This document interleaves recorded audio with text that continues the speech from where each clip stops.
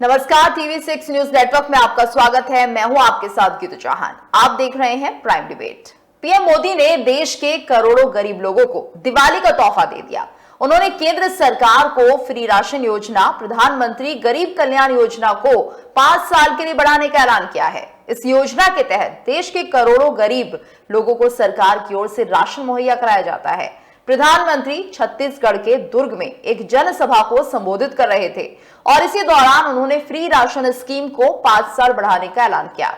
छत्तीसगढ़ में इसी महीने चुनाव होने वाले हैं। 90 सीटों वाले छत्तीसगढ़ विधानसभा के लिए 7 नवंबर और 17 नवंबर को 2 चरणों में मतदान होने वाला है और ऐसे में पीएम मोदी के ऐलान को चुनाव से जोड़कर भी देखा जा रहा है। आज चर्चा इसी मुद्दे पर, लेकिन उससे पहले आप सभी से अनुरोध है कि आप TV6 न्यूज नेटवर्क को सब्सक्राइब करें, लाइक करें और शेयर करें। और अब अपनी चर्चा की शुरुआत करते हैं। हमारे साथ खास मेहमान जुड़ चुके हैं। हमारे साथ विश्वास उत्तगी जी जुड़े हुए हैं, इकोनॉमिस्ट हैं। दीपक कोचगवे जी जुड़े हुए हैं, सीनियर जर्नलिस्ट हैं। आप दोनों का बहुत बहुत स्वागत है TV6 न्यूज नेटवर्क पर। तो जिस तरह से प्रधानमंत्री मोदी ने ऐलान किया है और ऐसे में कहा यह जा रहा है कि 80 करोड़ गरीबों को राशन अब और 5 साल फ्री में मुहैया कराया जाएगा। दीपक जी, तो यहां पर एक बार फिर से फ्री सुनकर शायद आपको कुछ याद आया होगा। चुनाव आते ही फ्री घोषणाओं की शुरुआत हो जाती है, चाहे दिल्ली की बात करें, चाहे प्रदेश किसी और की बात करें। लेकिन कहीं ना कहीं ऐसा लगता है कि अब पीएम मोदी भी इसी कड़ी में जुड़ते चले आ रहे हैं और जिस तरह से वो कहते थे कि सब कुछ फ्री देने की आदत से कहीं ना कहीं जो आम जनता है उसे एक फ्री खाने की एक आदत हो जाएगी। जब दिल्ली के इलेक्शंस थे और केजरीवाल तमाम तरह की फ्री अनाउंसमेंट कर रहे थे तो उन्होंने विरोध किया था, लेकिन आज खुद पीएम मोदी अब इस योजना का ऐलान करते हैं तो उसके क्या मायने निकाले जाए। ठीक है विश्वास जी, तो क्या इस जो ये घोषणा की गई है इसके मायने आपको निकलते हुए दिख रहे हैं? समझ तो आपको भी आ रहा होगा। देखिए, प्राइम मिनिस्टर नरेंद्र मोदी ये एक ही आवाज में लेकिन बहुत सारी भूमिकाएं बोलते रहते हैं। जो आज वो फ्री में दे रहे हैं उसको उन्होंने गुजराती भाषा में रेवड़ी कहा। अब ये रेवड़ी शब्द हिंदी में भी है, लेकिन गुजराती में रेवड़ी एक खाने की चीज होती है, गुड़ और घी में बनता है शायद, और तो ये बच्चों को बांटा जाता है गांव में। अब ये बात जो है कि बांटने वाली बात, बड़े पैमाने पे बांटने वाली बात जिसकी कोई कीमत नहीं होती, ऐसी उनकी सोच है जी। लेकिन देश की जनता उसको धान के रूप में 80 करोड़ लोगों को 5 किलो का धान ये मुफ्त में देना, या जो उन्होंने अगले 5 साल के लिए डिक्लेयर किया है। जब वो दुर्ग में बात करते हैं, इसका मतलब दुर्ग ये पहले अभी छत्तीसगढ़ में है, लेकिन इलेक्शन के दौरान प्राइम मिनिस्टर को अगले 5 साल का एक कोई ऐलान करना, इसका मतलब ये हुआ जो ऐलान उन्होंने कोरोना के वक्त किया था कि कोरोना के वक्त लोग भूखे नहीं मरे, इसलिए 5 किलो का धान आप खरीद लो, तब आपको 5 किलो का धान मुफ्त मिलेगा, ये उनका ऐलान था। अब एक्चुअली हुआ ऐसे ही, मुफ्त तभी भी नहीं मिला जब लोगों ने 5 लाख का खरीदा, तब राशन कार्ड जिनका है उन्हीं को, सिर्फ उन्हीं को वो एक 5 किलो का मुफ्त मिला, सबको नहीं मिला है। ये फैक्ट्स ऑफ लाइफ है। मैंने उस बार भी टीका किया था, कमेंट किया था मैंने। अब ये बात उन्होंने उसके लिए बजट बढ़ाया। मेरे ख्याल से उस वक्त बजट करीब 4.25 लाख करोड़ का उनका खर्चा आया था। अब वो 10 लाख करोड़ का खर्चा है। अगर आप आज से लेके अगले 5 साल का करोगे तो ये बजट के बाहर की बात, इलेक्शन के दरमियान ये करना, तो ये आचार संहिता का भंग तो होता ही है। इलेक्शन कमीशन को तुरंत एक एक्शन लेनी चाहिए प्राइम मिनिस्टर के ऊपर कि आप कैसे ऐसे ऐलान कर सकते हो। लेकिन बात दूसरी है, मैं दूसरी तरफ से सोच रहा हूं, इलेक्शन कमीशन कुछ करे या ना करे, बात ऐसी है कि इस देश की गरीबी, कोरोना के पहले गरीब ज्यादा बढ़ रहे थे और देश की अर्थव्यवस्था लुढ़क रही थी, और अर्थव्यवस्था ये कोरोना के बाद इतनी लुढ़की है कि देश में और ज्यादा गरीबी बढ़ गई है। और इसलिए आज जब इकोनॉमी फ्रांस के हम आगे गए हैं, ये बात अर्थमंत्री कहती है, या नंबर 3 की बन रही है फास्टेस्ट ग्रोइंग इकोनॉमी, ऐसे वक्त प्राइम मिनिस्टर को एक इलेक्शन कैंपेन में बोलना पड़ रहा है। ये मेरे ख्याल से उन्होंने खुद जो रेवड़ी शब्द इस्तेमाल किया उसको वो कॉन्ट्राडिक्ट करें। और यही राष्ट्रीय स्वयं संघ के सभी नेताओं का एक दोहरा चाल होता है, दोहरी वार्ता होती है। और इसलिए ये खुद को एक्सपोज कर रहे हैं कि इस देश में गरीब बढ़ रहे हैं, तो उनको लगता है कि हाँ, हम इलेक्शन में ही बोल दे कि आगे हम 10 लाख करोड़ का खर्चा करेंगे। और ये एक एक्सपोजर खुद का उनका हो रहा है कि देश में गरीब बढ़ रहे हैं, और उनको कहना पड़ रहा है कि हाँ, हम आगे के और 5 साल आपको देंगे। तो ये इस देश का प्राइम मिनिस्टर बजट के बाहर की बात कैसे कर सकता है? उनको कौन से राइट है? ये मेरा सवाल है, कौन से राइट्स उनको मिलते हैं? एक तो इलेक्शन कमीशन ने उनको पूछना चाहिए, अपोजिशन ने उनको पूछना चाहिए, इंडिया फॉर्मेशन के सभी लोगों ने उनको पूछना चाहिए कि आपको किसने राइट दिया है।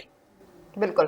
दीपक जी, तो वाकई जिस तरह से लगातार बीजेपी हमेशा आम आदमी पार्टी पर हमलावर रही है, दिल्ली के इलेक्शंस आते हैं और सीएम अरविंद केजरीवाल तमाम तरह की घोषणाएं कर देते हैं। फ्री और मुफ्त का जो काम है उसमें ज्यादा होता है कि फ्री में आपको बिजली देंगे, फ्री में पानी देंगे और तमाम तरह की बातें की जाती हैं, और बहुत जोरदार तरीके से बीजेपी इसका विरोध करती है। लेकिन अब खुद प्रधानमंत्री मोदी अगर मंच से ये कहेंगे कि 80 करोड़ गरीबों को हम फ्री अनाज अन्न देंगे, तो ऐसे में इसके क्या मायने निकाले जाए? नमस्कार पहले आप दोनों को। जी। और ये स्टाइल सा हो गया है बिहार की राजनीति में और देश की राजनीति और देश के चुनाव में कि हम फ्री बांटेंगे। आज ठीक है, प्रधानमंत्री ने ये बात की, उस पर क्या करूंगा, वो बताऊंगा, मगर ये आप देख रहे हैं कि इलेक्शन कमीशन है कहाँ? इलेक्शन कमीशन को कहता है तुम्हें लैपटॉप दूंगा, मैं तुम्हें टैबलेट दूंगा, मैं तुम्हें मोबाइल दूंगा, मैं तुम्हें इतना ये दूंगा। ये एक तरह से नहीं लगता है कि सीधा सीधी रिश्वत का मामला है। अगर यही कोई अधिकारी पैसे लेकर उनका काम कराता है तो वो रिश्वतखोरी कहलाता है। और आप खुलेआम काम करते हैं, कोई भी पार्टी, चाहे वो बिजली मुफ्त दे रहे हैं, अनाज मुफ्त दे रहे हैं, चाहे वो साइकिल मुफ्त दे रहे हैं, चाहे कुछ भी दे रहे हैं, तो ये सीधा सीधी ब्राइब का मामला है कि नहीं? अगर हम अपने काम के बदौलत चुनाव जीतते हैं, पिछले काम के बदौलत, तो ये होता है शुद्ध चुनाव के वादे और चुनाव में जीतने के इरादे। मगर आज एक जैसे मैं छोटा सा बहुत बोलचाल की भाषा में बताता हूं कि अगर दिल्ली ने आधा 200 यूनिट बिजली फ्री, तो उसका अपोनेंट 250 कर दिया, उधर से 300 कर दिया। ये स्थिति भारत की बने, ये पहली हो जाता है। चुनाव में कोई भी पार्टी जाती थी, ये नहीं कहता क्योंकि पहले कुछ नहीं होता था, पहले भी बहुत कुछ होता था, मगर अपने कामों पर जीत मांगता था कि मैंने ये काम कर दिया है, आप मुझे वोट दे, अगर अच्छा लगता है तो आप मुझे वोट दे, और अगर मैंने काम नहीं किया है तो ये काम पूरा नहीं हुआ, उसे अगले आने पर मैं पूरा कर दूंगा। ये होता था पहले का कैंपेन। आज प्रधानमंत्री मंच से कह रहे हैं कि मैं तुम्हें अनाज दूंगा 5 किलो या 10 किलो, आप 5 साल दो, क्योंकि अब मैं 5 साल रहूंगा, 5 साल तक चुनाव आपको 80 करोड़ जनता को मोहताज है। 140 करोड़ कहते हैं हर नेता कि हम 140 करोड़ देश के प्रतिनिधि हैं, और हम 140 करोड़ देश के विपक्ष के नेता हैं, या हम 140 करोड़ देश के प्रधानमंत्री हैं। तो 80 करोड़ कहीं नहीं है आपके पास। क्या पॉवर्टी है, क्या प्रोग्रेस है, कहाँ गरीबी दूर हो रही है? ये आपके अनाज पर वो डिपेंड कर रहा है, और वो खुश हो रहा है कि हमें खाने को मिल रहा है। अब उसको, जैसे भिखारियों को आप देखते हैं जो बेचारे भिक्षा मांगते हैं, उनकी आदत सी बन जाती है, वो वही खाएंगे, कोई दूसरा काम नहीं करेंगे। अगर आप इनको, इन 80 करोड़ लोगों को मुफ्त की आदत डलवाएंगे तो आपका देश विकसित कैसे होगा? अगर आप उन्हें कहें कि आप काम करो, मैं रोजगार करो, ये रोजगार मुहैया कराता हूं, ये रोजगार करो, और रोजगार से पैसा कमाओ, इससे पैसा आएगा, आपको भी पैसा होगा, आपकी आर्थिक स्थिति बढ़ेगी। मगर ऐसा क्यों नहीं हो रहा है पूरे देश में? अभी आप देखिएगा, छत्तीसगढ़ में कांग्रेस भी हो या कोई भी पार्टी की हर लोग मुफ्त की बात कर रहे हैं। कोई ये नहीं कह रहा है कि मैं मुफ्त में तुम्हें रोजगार का कागज दूंगा, जी। तुम काम करो, मैं दूंगा रोजगार, मैं तुम्हें रोजगार दूंगा, मैं तुम्हें नौकरी दूंगा। जैसे अभी बिहार में मैं मैं अभी बहुत अच्छे साथ कहता हूं कि अभी जो एक विभाग में 1,20,000 लोगों को नौकरी मिली है, तो ये काम कि नौकरी मिली है, आपको है कि आप बात करें, नौकरी देने की बात करें, आप चावल देने की बात कर रहे हैं। बिल्कुल। केजरीवाल, आप बिजली आप कर रहे हैं, आप कहें कि बिजली बचत करें और बिजली तो पैसा वो विकास के कामों में आएगा। गलत दलील भी देते हैं कि पहले चोरी थी, वो चोरी बच गया, इतना पैसा मैं गरीबों को बांट रहा हूं, मैं तीर्थ यात्रा करा रहा हूं, क्या उनके बेटे नहीं है, क्या उनके पास पैसा नहीं है? जी। ये सारी चीजें घुसखोरी की ओर, ब्राइब की ओर अगर माने तो इस तरह से ये ठीक नहीं है। और आप भाई साहब ने ठीक कहा कि इलेक्शन कमीशन व्हाट इज, क्या कर रही है इलेक्शन में? अगर उस एक को टेंडर निकल गया इलेक्शन के दरमियान कि ये रोड बनेगा, टेंडर निकल जाएगा, कोड ऑफ कंडक्ट मामला बनता है, क्योंकि जिस तरह से देख रहे हैं कि कल ही चुनाव हो रहा है, यानी 7 नवंबर को चुनाव है, और उससे 1-2 दिन पहले ही इस तरह की जो घोषणाएं कर दी जाती हैं वो कहीं ना कहीं अपने आप में बहुत बड़ा मामला बनता है। अब देखना होगा कि जो इलेक्शन कमीशन है वो कार्रवाई करेगा कि नहीं करेगा। लेकिन यहाँ पर विश्वासी एक बात समझने वाली ये है कि प्रधानमंत्री मोदी ये भी कहते हैं आने वाले समय में 3rd fastest growing economy Bharat बनने वाला है, और ऐसे में दूसरी तरफ कह रहे हैं कि 80 करोड़ जनता गरीब है। तो ऐसे में क्या समझे, क्या इस पेस में, इस स्पीड में, क्या ये 3rd फास्टेस्ट ग्रोइंग जो कंट्री है वो बन सकता है भारत? आपको क्या लगता है? ये बजट के वक्त विश्लेषण करते रहता हूं मीडिया के सामने। मैं एक बात आपको समझाना चाहता हूं कि कोरोना के बाद इस देश का जो जीडीपी है, मेरे हिसाब से अभी भी 4% है। ये जो बात कही जाती है आईएमएफ की तरफ से, वर्ल्ड बैंक की तरफ से, या आपके भारत सरकार के आरबीआई की तरफ से, या भारत सरकार के जो आंकड़े आते हैं, या कोई भी रेटिंग एजेंसी आंकड़ा देता है कि ये 6.2%, 7.2%, 7.8% वगैरह वगैरह, ये सारे आंकड़े भ्रामक हैं। कोरोना के वक्त -24 जब अपने जीडीपी गया है, उसको 0 तक आते आते जनवरी 22 आ गया। अब हम नवंबर 23 में है, और हमारी ग्रोथ ज्यादा से ज्यादा 2% बढ़ी है। 0 के ऊपर 2% है, लेकिन फिर भी अगर काउंट करें तो वो ज्यादा से ज्यादा 4% हो सकती है, क्योंकि यहां पे हमारे आंकड़े जो आ रहे हैं ना, वो सिर्फ ऑर्गेनाइज सेक्टर के हैं। अनऑर्गेनाइज सेक्टर के आंकड़े सरकार के पास गिनती के लिए भी नहीं है। ये हमारा आक्षेप कोरोना के पहले और कोरोना के बाद बार बार हर बार करते रहे हैं, फिर भी सरकार के आंकड़े ही गलत है।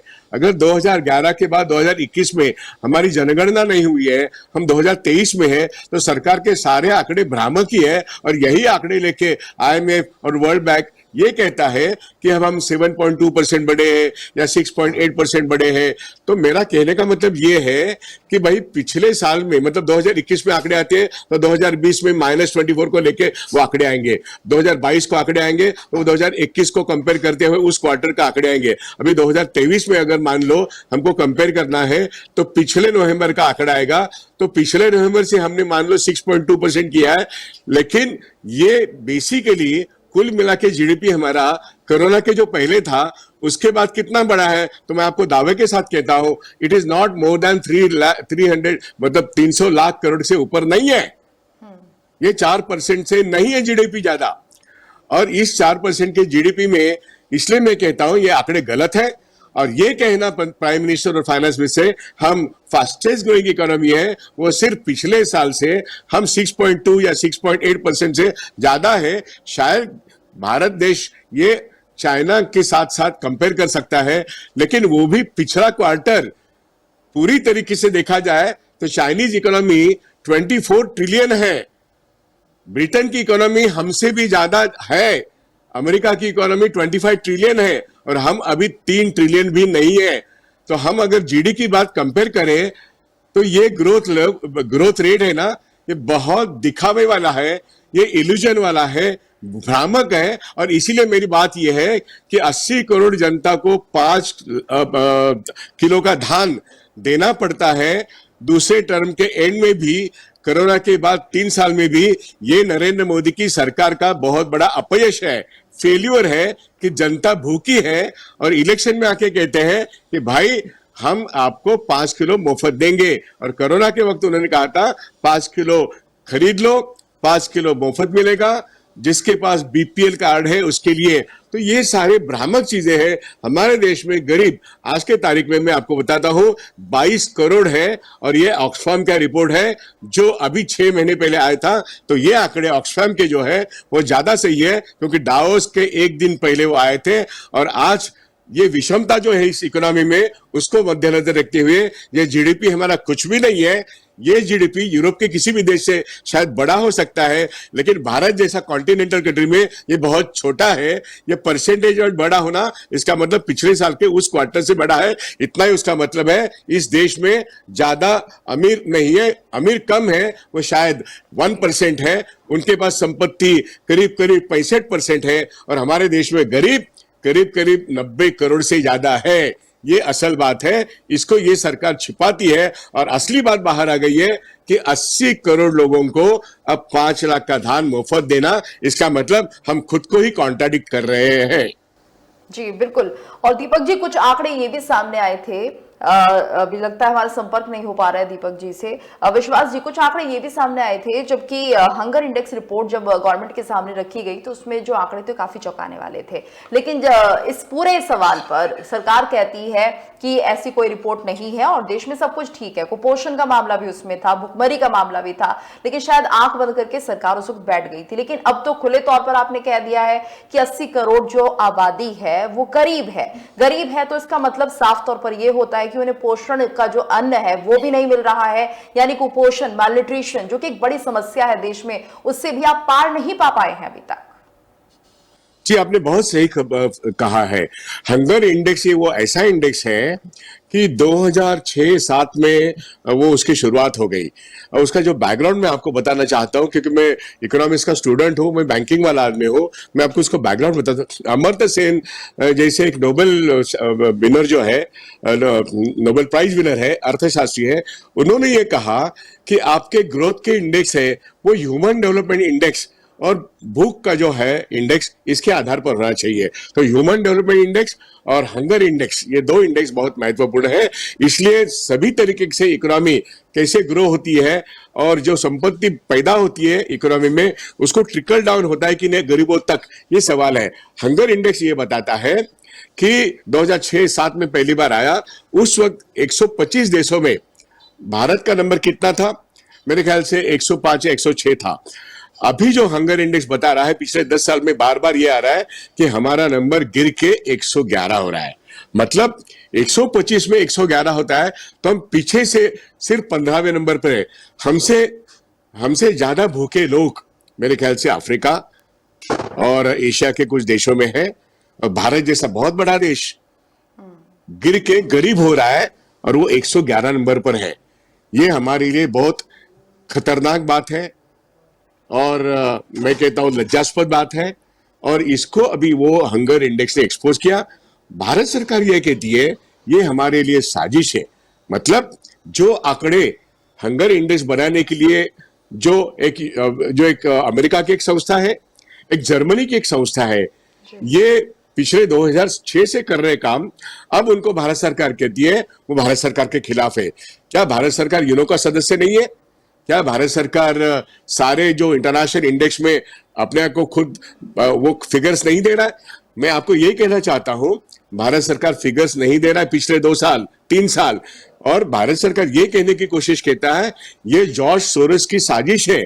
इतना गंदा प्रचार भारत सरकार करता है क्योंकि भारत सरकार खुद को डिफेंड नहीं कर पा रहा है। उसकी गरीबी बहुत बढ़ रही है, उसके अमीर बहुत, मतलब बड़े पैमाने पे अदानी और अंबानी आपको दिखाई देंगे, लेकिन गरीब कितने हैं? गरीब तो मैं कहता हूं 90 करोड़ से 142 करोड़ की इस देश में अगर 90 करोड़ भूखे हैं और वो अगर हंगर इंडेक्स में आ रहा है तो हमारा नंबर 111 बनता है। ये इसका मतलब ये हुआ कि एक दिन का उनकी आमदनी मेरे ख्याल से $2 से ज्यादा नहीं। $2 कितने होते हैं? ज्यादा से ज्यादा 250 रुपए हो सकते हैं। मतलब 250 रुपए से जो ज्यादा आदमी कमाता नहीं है वो भूखा है, वो बिलो पॉवर्टी लाइन है। और ये एक्सपोजर भारत सरकार का होने के बाद भारत सरकार डिफेंस हो जाती है। लेकिन यहां पर खुद नरेंद्र मोदी कहते हैं दुर्ग में जाके कि हाँ, मैं 80 करोड़ लोगों को 5 लाख धान मुफ्त दूंगा। इसका मतलब उन्होंने ये मान लिया है कि भारत में भूखमरी हो रही है, लोगों को जिंदा रखना जरूरी है।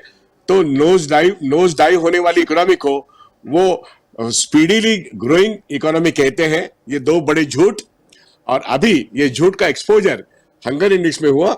और ये इलेक्शन के दौरान 80 करोड़ का मामला जो है कि हम मुफ्त धान देंगे, मतलब ये रेवड़ी बांटने की बात जो कर रहे थे वो वहां पे वो क्या कह रहे थे, मजाक उड़ा रहे थे गरीबों का। अब उन गरीबों का वोट चाहिए, इसलिए हम आपको मुफ्त दान देंगे। यहां तक वो नीचे उतर कर आ गए हैं। गरीबी इस देश में लज्जास्पद तरीके से बहुत बढ़ गई है, यही वो साबित हो रहा है। जी बिल्कुल। और विश्वास जी, एक अर्थशास्त्री के तौर पर आपसे अगर हम ये पूछना चाहें कि फिलहाल जैसे हमने देखा कोविड के बाद लगातार जो रोजगार था वो खत्म हो गया, लोग कहीं ना कहीं जितना कमा रहे थे उससे आधे पर आ गए, यानी कि इनकम पर भी लोगों की असर पड़ा। कुछ ऐसी कंपनीज थी जो बंद हो गई, यानी कुछ ऐसे रोजगार जो कि लोगों के लिए एक बड़ा माध्यम थे उनकी कमाई का, वो बंद हो गए पूरी तरह से।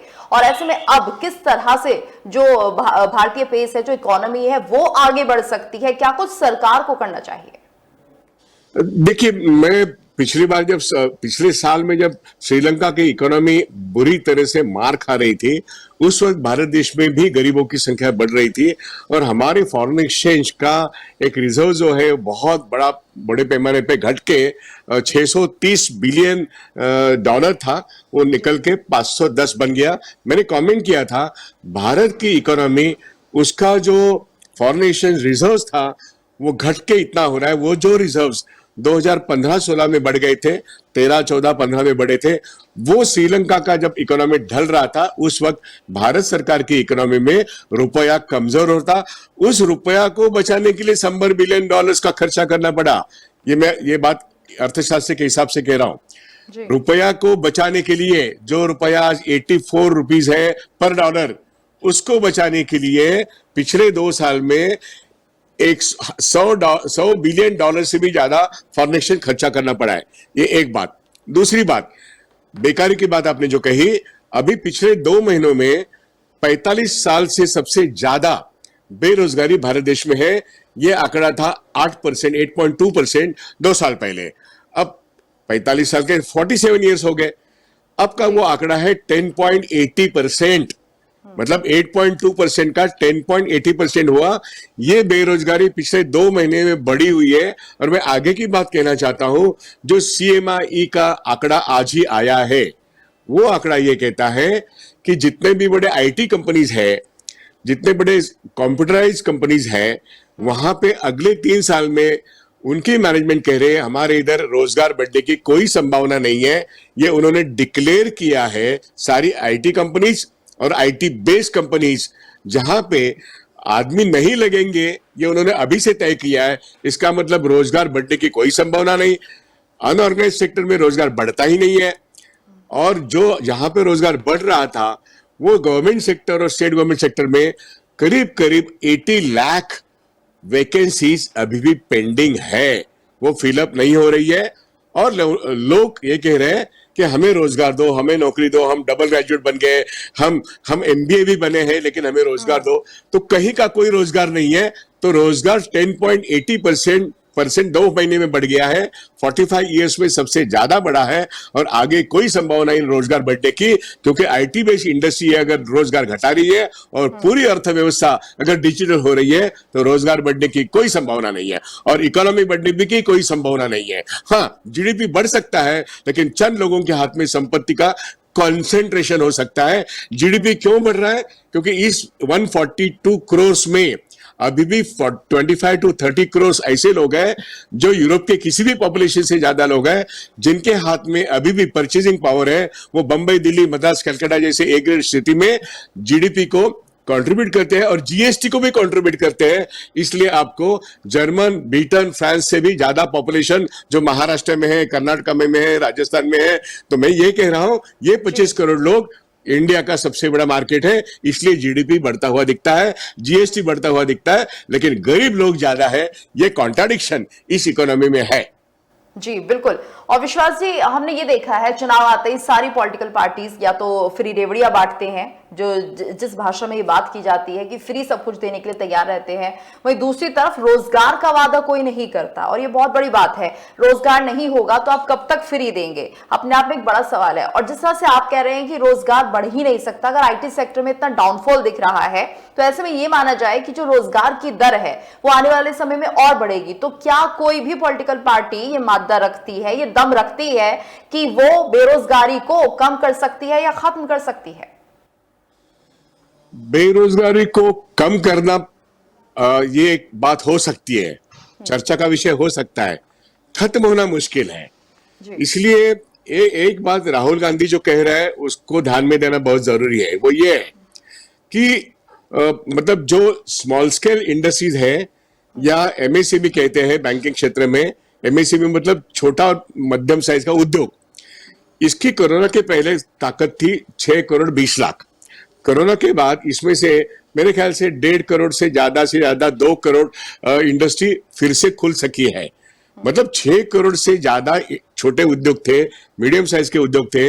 अगर वो 2 करोड़ से भी ज्यादा खुले नहीं है तो ज्यादा से ज्यादा छोटे उद्योगों में रोजगार पैदा होता है। और वो उद्योग अगर विकेंद्रित अवस्था में हर स्टेट में खुलते हैं तो हमें रोजगार बढ़ने का एक मौका मिलता है। ये बात मेरे ख्याल से सिर्फ राहुल गांधी कह रहे हैं और वो छत्तीसगढ़, मध्य प्रदेश में इसका वादा भी कर रहे हैं। हम ऐसा रोजगार देने की कोशिश करेंगे तो यहाँ पे एक पॉलिसी बनाने की कोशिश मेरे ख्याल से शायद कांग्रेस पार्टी करे। और दूसरी बात वो कह रहा है, वो थोड़ी सी आगे की बात है कि पहले कास्ट सेंसस करो, नंबर 1, और वो pre condition for a economic census. मैं इस बात को इकोनॉमिक के एंगल से देखता हूं। मैं समझता हूं अगर इस देश के 142 करोड़ लोगों का अगर इकोनॉमिक सेंसस होता है तो आपके पास कितना असेट है, विश्वास उड़गे के पास कितना असेट है, गौतम अदानी के पास कितना असेट है, 142 करोड़ के पास के कितना असेट है, ये जब पता चलेगा। लेकिन कब पता चलेगा? जब कास्ट सेंसस होगा, तब उसके बाद शायद हमारा बजट बनाने का एक तरीका शायद मार्च 24 हो या मार्च 25 हो, वहां पे हमारा नजरिया, अगर हमको इस देश की विषमता खत्म करनी है, अगर इस देश में हमको रोजगार लाना है, तो हमारे इकोनॉमिक सेंसस पर हमको ज्यादा जोर देना चाहिए। इस बात पर जोर देना चाहिए। लेकिन हम देख रहे हैं कि कोई भी पॉलिटिकल पार्टी हो, किसी भी या तो प्रदेश सरकार में कोई भी गवर्नमेंट हो, चाहे कांग्रेस की हो, बीजेपी, वो इस पर काम नहीं कर रही है। यानी हम ये माने कि ये सब बातें सिर्फ चुनावी वादे, ऐसा होता हो कुछ नहीं दिख रहा है। साथ ही साथ जिस तरह से ये प्रधानमंत्री मोदी ने बात की है फ्री अन्न बांटने की, तो उससे ये भी साबित हो जाता है 80 करोड़ लोग तो उनकी ही नजर में गरीब हैं। फिलहाल के आज के इसके टॉपिक में इतना ही। आप हमारे साथ जुड़े, बहुत बहुत शुक्रिया आपका।